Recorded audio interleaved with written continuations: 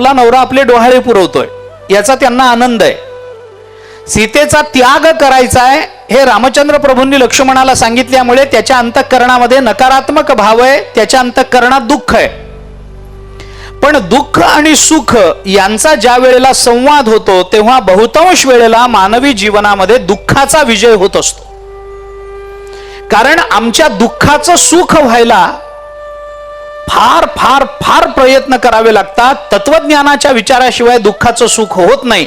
पण सुखाचं दुःख व्हायला मात्र फार तत्वज्ञानाची गरज नसते. अल्पस्वल्प दुःखानं सुद्धा आमचं सुख बिघडून जात असतं.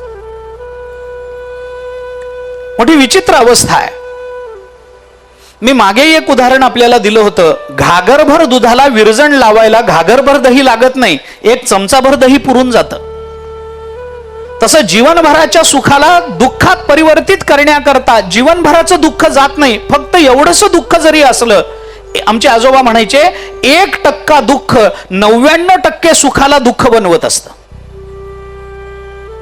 1% दुःख 99% सुख आहे आणि 1% दुःख असेल तर ते 1% दुःख आम्हाला 99% सुख भोगू देत नाही. दुःखाचा विजय नेहमी होतो.